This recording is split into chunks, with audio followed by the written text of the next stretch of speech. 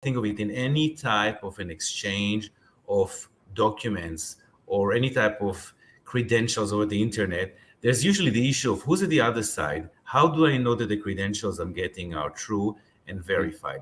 And what we said, we can give you a way that will do few things. One, will allow both sides to trust each other. Second, allow them to exchange verified document. Provide a means of communication that is secure where no one can breach in and steal the data, but also protect the people at the other end, right? Make sure that even if there's an attack, they cannot take your information.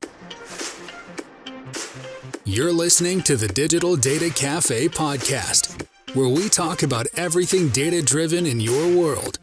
Join us each week to hear from the world's top business and industry leaders on why using data in a digital world matters. Here's your host, Albert Thompson. Hey, what's going on, Podcast Nation? It is Jason Harris here, and thank you for joining me on an episode of the Digital Data Cafe, hosted by Albert Thompson. I am not Albert Thompson. I am Jason Harris. Since Albert Thompson's away today, I get to host today's show. I got two amazing guests. We're going to talk about some really cool product that they created and kind of how the origin story of them, both themselves, their careers, and the product came about. I am so excited. I have Ellie and Lee Nguyen with Walt. Guys, what an amazing name. I know we're going to go more in depth. I'm in love with the name. I don't know why. I love the name Walt. I love cool names when it comes to cool tech. But before we get super deep into the story behind the tech, I love kicking off these podcasts with a little origin story, because I'm just always fascinated. I'm so fascinated to see just how people come up in their career and how they got started in the industry. So, Ellie, I'll start with you, and then Nguyen, I'll ask you the same question. So, Ellie, how did you get started in the industry? What is that origin story? Yes, so I had at the time when somebody approached me many years of experience in the Israeli security industry and then in the more US financial industry, when a good friend approached me and told me about a case of fraud where somebody was able to steal land and a house from somebody else. And he asked me if there's anything we can do. And initially, I really thought that it's impossible. And like you said, Jason, I was, alone trying to figure out why we can secure transactions over the internet and we can't secure transactions that happen in the physical world. What are the issues that are unique to the internet, to the physical world? And it took me about, I think, few weeks to try and prototype and think of a whole end-to-end flow that will enable us to secure and somehow match somebody's digital identity with physical identity, make sure that every document is authenticated and can be verified, and make sure that authorization work correctly to protect people that participate in those transactions. Then we prototyped it, we wrote some code, we showed that this is possible and this is available, and you can use devices to manage it and run it. And that was the aha moment. Yeah, we could do it. That's amazing. We can go out and let's see if we can get third parties to join in and help us run it. So you must have had a passion for security as a young child. Yeah, still.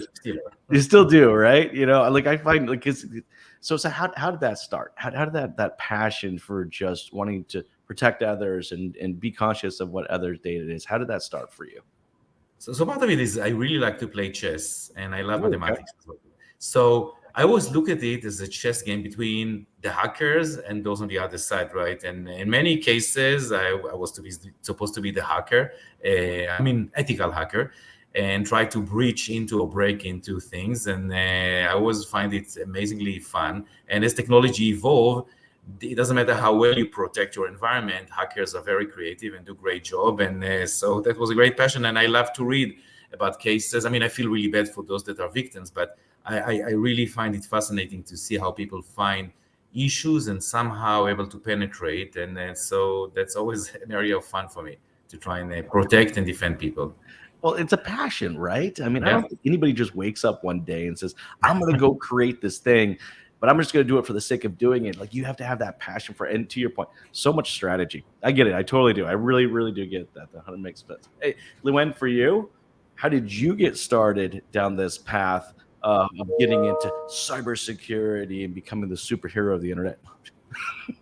Well, I'm not a superhero. I kind of wandered into a computer science major in the very early on, didn't really know what computer was, computer is. So that's how I got started. But the next thing I know, I end up working in the Wall Street and start running the large back-end infrastructure. So when Ellie mentioned about this particular product, for me, I'm all about take some idea and make it reality. So you have prototype that's being made, and then I will, that's my expertise to break it apart and how to put them back together in a much more organized way and execute it on, and so it can be scalable. So that's really how I coming to partner with Ellie on this venture. Which makes total sense, right? I mean, you have to have this amazing idea, but then you got to have the person that's going to like put it into place and make sure everything gets done. I can see why this is such a good partnership here. Ellie, I think me and you are probably more similar. We're always thinking kind of 30,000 square feet in the sky in the clouds, just about, and it totally makes sense why Li Wen is right there, partner next to you, because she's the one's like, we got to get this done. We're going to get this done. We're going to build it out. I can see why this is such a perfect partnership for you guys. This totally makes sense. Register it as a patent. Do something with it. Don't let this idea just escape. I can't tell you how many times I've had an idea, didn't do anything, to find out later that somebody else has done it 2 years afterwards. And then in this case, Li Wen said, Ellie, we're just going to do it. Make sure we register it. And then here's what it takes to make it real. And that was an amazing experience to me. That's all. Hey, Li Wen, I got a question for you, because I'm sure at some point you're sitting there, you're listening, to Ellie's, idea of what this is going to be, and there had to be this moment where like, I can make that work. What was it for you? Where were you? What was that story that was just kind of like, yes, I can put that together? So as Ellie mentioned, that we built a prototype and we're checking things out, and we were trying to troubleshoot in very early days. Apple, iOS, it wasn't so smoothly, full of bugs, and we were just playing around, and we did not know whether this is going to have any attraction or anyone wanted to use the product. Only came to is really there were a hackathon happening called FinTech Hackathon, and it's sponsored by Salesforce and one of the biggest bank in Israel. And so we said, hey, why not try that out, see if they think it's a good idea, and if it's a good idea in the banking industry, then perhaps we have something. And so we entered the hackathon. And 48 hours later, we just, to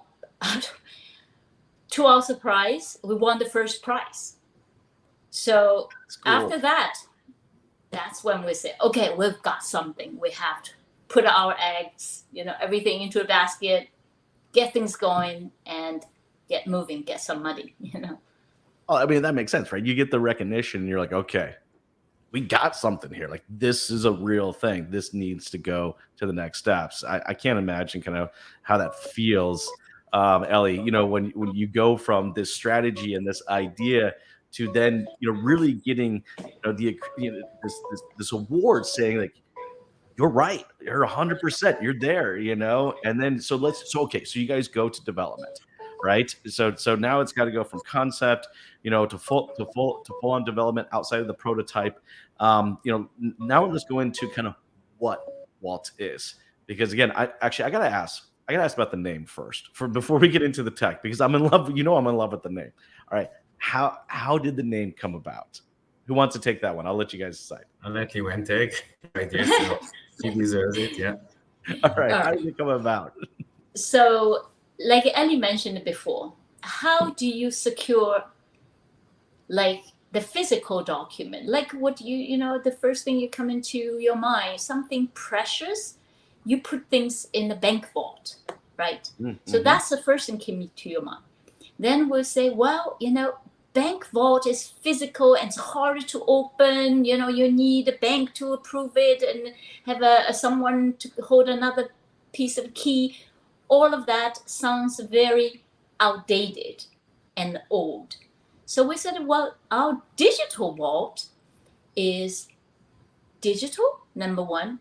Number two is all the information that you put into your digital vault in the cloud has to be verifiable, as if, the bank clerk comes to, oh, you are Li Wen. Okay, you got the other key? Yes, I do have other key. All right. That's what a verification comes in. So thinking about double V is W. So that's how we create a name called Vault instead of Vault. I love it. I absolutely love it. Right? I get fascinated how people come up with names for stuff like that, right? But it totally makes sense. It makes 100% sense. And I can visualize this big steel door of a vault, and but it's got my personal information in there, and I'm the only one with the access code to that big steel door, and I get to decide who gets access to it and who doesn't. So that totally makes sense. Okay, now let's go into what Vault is, because I definitely think there's people out there watching and listening right now, that's like, this is cool. Just trying to kind of see where you guys are going so far. You guys entered a competition, put a prototype out there. Now you got to go put it together. So, Ellie, in your words, what is Vault? So Levine gave you some of the secret, right? She said it's a verified vault, but overall, think of it in any type of an exchange of documents or any type of credentials over the internet. There's usually the issue of who's at the other side. How do I know that the credentials I'm getting are true and verified? And what we said, we can give you a way that will do a few things. One, will allow both sides to trust each other. Second, allow them to exchange verified document. Provide a means of communication that is secure, where no one can breach in and steal the data, but also protect the people at the other end, right? Make sure that even if there's an attack, they cannot take your information. Even with AI coming, where it would be so easy to forge identity, Vault has the answer, right? And it took us a lot of time, many stages. And when we got it, we really almost jumped out of the chair, because I think it's a tremendous promise. When people see it, when they install it first time, and they see how easy it is to use it, and how simple it is to share information, to decide when you want to revoke or take access or grant access. It is so different than what happens today in the world, where all your information is there. You cannot control it. People can use it. People can forge it. And so that's, in like 2 words, what Vault is. That makes sense. It's a real visual. I can see the importance of it, right? But I still think and this was a perfect segue actually into my next question for you guys, because I can get it. I visually I see it. The ease of use, that 100% makes sense, right? I personally have gone through some stuff right now that were some pretty large exchanges of data. I just recently did a mortgage, and I had to exchange a bunch of data there. I moved from Canada to the US, and I opened up a bunch of new accounts, and there was the exchange of data both from cross borders. A couple things got messed up, and I actually had to spend some time. So I can definitely see the value, of being able to kind of control that and be able to decide where it goes. But I think there's other people out there that are going, well, why use that? Because it sounds like well, don't I have that with my bank? You know what I mean? So Lewin, I'm going to ask you, and then Ellie, I'm going to come back to you, because I think you guys both have very kind of different variations of kind of why. And I think that's the one cool thing I see with this. I see so many different applications. There's probably a lot of whys. So Lewin, I'll start with you. Why Vault maybe over some of the other options or competitors out there? So the beauty of Vault is that you get to control that data, and your copy is solely controlled by you. Now, if you do some sort of transaction, whether it's with mortgage or with the border control wanted to see your passport, or a bank, that when you open an account, need to see your identity, or your transaction buying a home, they basically ask a lot of the same stuff. What happens today is they ask you to go to portal here, portal there, you upload this and upload that. Yep. For example, the mortgage application is a typical. and you are looking for a good rate mortgage, and you apply for 5 different banks, and you upload 5 different set of copies, same thing, and then in the end you choose one. What happened to the other 4 banks? They got your information. Good point. You can't take it back. But with Vault, you can. You just say revoke all the things that you just uploaded for the other 4 banks. Then you get to control those data. Essentially, you cut off the access for them to access the copy you have. So that's why Vault is different from other platforms. Well, a lot of people say, well, we have a Dropbox, we have a OneDrive, Google Doc. What's the difference? Well, the difference is Google Docs, OneDrives, Dropbox, whatever boxes, they are all considered collaborative platforms. Yeah. Okay. Collaborative is modifiable. So once you get in, people can actually making changes. Vault platform is immutable platform. Anything there is certified, is tamper-free. So that's the big distinguish between us and the rest of products that are out there. You know what, and that makes sense, right? Because like I did do exactly that you said. It's funny you say that because I went to 4 or 5 banks, and I get about 1,000 credit card offers a day right now, and because I can't turn any of it off. They have my information, so probably in perpetuity, forever and ever and ever, I'm going to consistently get stuff from that bank. But that's just a singular annoyance. But to that point, the more my information is out there, all right, the more, I guess, possibility for exposure that I have, right? And so I can see that. Ellie, I'm going to ask you. So I'm sure there's a lot of whys out there, and I think once I'm kind of done identifying you guys whys, I want to go into a couple of use cases because there's so many cool use cases here. But Ellie, for you, what was the why behind it? The why? Mm-hmm. Like why Vault over any other solutions currently out there? So I think the big difference between, and that was a calculated decision, right? That was a conscious decision that we made. That many of them, at least many of our competitors, have a very high threshold of entry. Meaning, for their system to work, there needs to be adoptions from both ends, from all ends. We looked at it and we said, we know that big parts of the internet are not there. Many companies are not ready. How do we push this and allow people to get there without forcing an adoption for many, many other areas? And I think that's what distinguishes us, right? And we came with a multi-tier layer of how we verify and authenticate document and how we allow people to share it with different rating and security levels. And I think that's what makes a difference, right? That's part of our patent.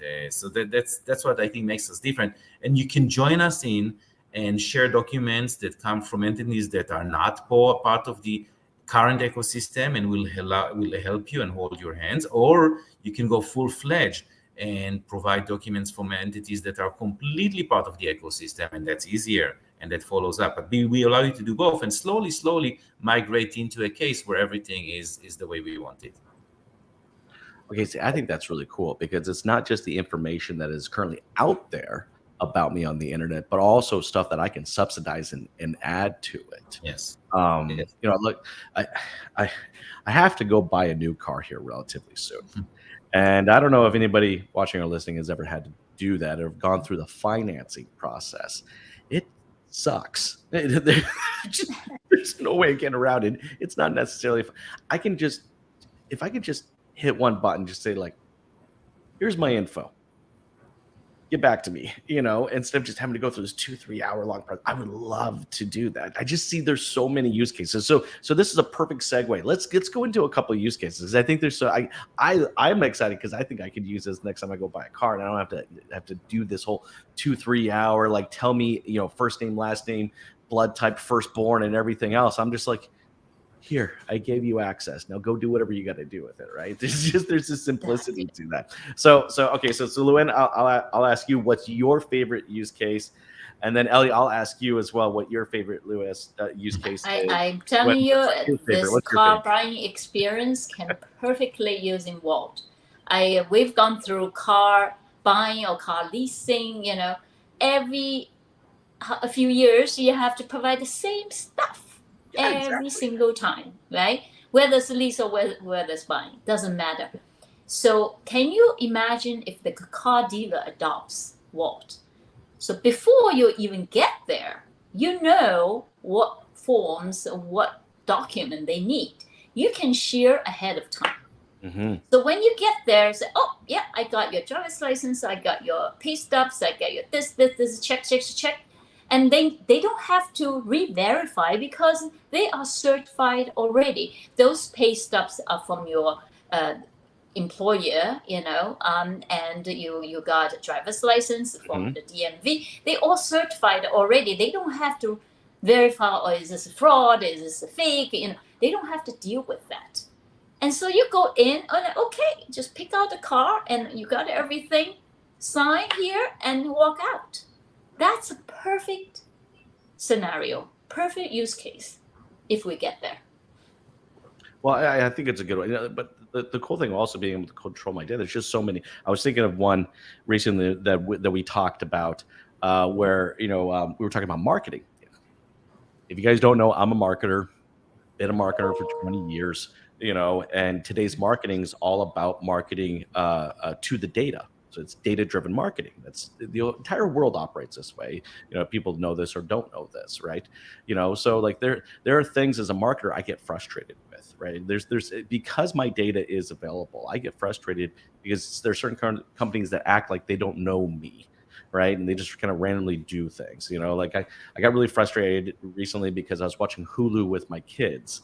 And I love Hulu. It's great. But, there's a difference when I'm watching it versus when my kid's watching it. And they pop ads up in front of this. And here was an ad. I was watching a kid's show or something. It was a movie. It was 100% a kid's movie. Ad pops up for Viagra. I'm like, know your audience here. Like this is weird, right? Like it's just like, and to a point where now it's like I almost expect people out there because you can have access, or I will give you access to my data. But then what do you do with it? Treat it appropriately.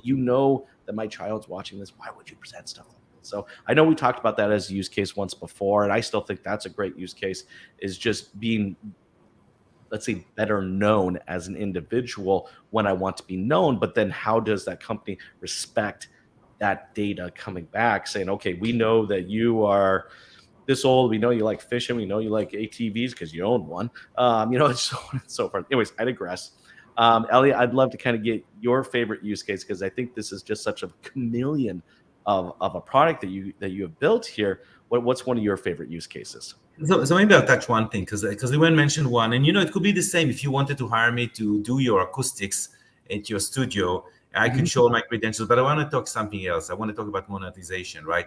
And there are many organizations. You spoke about commercials and ads and so on, and many people would want to know information about you, and you may want to share so that you get targeted commercials or ad, and you want to even get paid for it, right? And companies will agree to say, if you share with me where you live and what's your education and maybe where you work and how many years of experience you have, I will pay you because I can sell your data for a lot of money and share it with you. And I really love it that the other side knows that whatever you shared with them has been verified, tested, vetted. Companies like American Express can buy data that they know is true and correct. You will get ads that may be of interest for you and you'll get paid for it, right? So that's one thing that we're doing now and we think is really cool. And Vault can really open up a whole new area that is very hard to do otherwise today.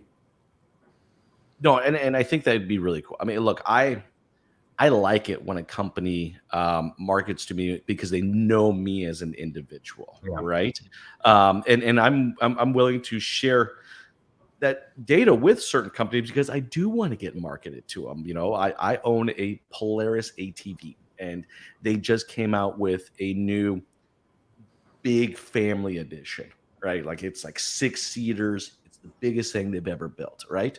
And I want to know this information. I want to be marketed to that as an information. And Elliot, if I got an opportunity to make a little monetize a little bit of that in the process. I'm all in. Count me in. This sounds amazing.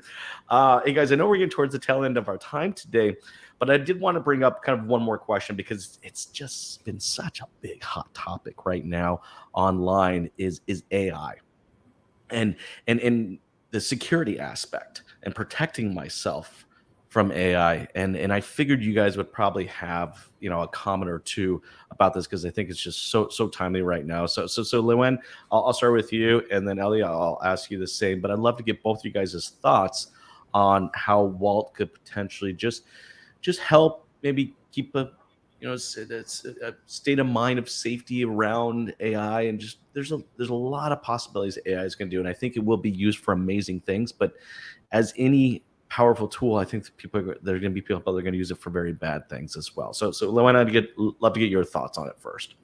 Right. AI is very popular, popping word today. So most people, the minute they hear AI, their eye pops, and say, oh yeah, we have to have it.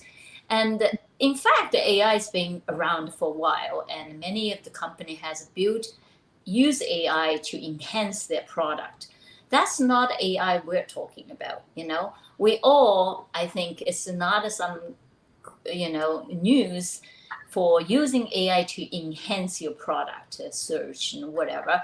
I think the AI we really have to pay attention today is how do we prevent AI doing bad things to people, and to the product. That's what we're focused. And I'm gonna let Ellie, to go a little bit deeper on how we think we're gonna use AI to protect people. Yeah, Yes. like Ellie, I think it's such a timely topic, right? Absolutely. And it's much fun. Look, I mean, when everyone saw the Pope wearing this cool jacket, everyone got scared. Wow, it looks so real. I would have never known, right? Which means that one, it will be really easy to harvest your information. Second, it will be really easy to forge any type of government document that has your information at a quality that no one will be able to somehow distinguish, even watermarks or anything like that. So what do? I mean, and you could do it at the level of millions of records. You could forge the whole US population in probably one night. And then what do? Somebody can break into my bank account. They can go and show my IDs, right? And that's exactly where Vault comes and solve your problem. Because it would be impossible to do with Vault.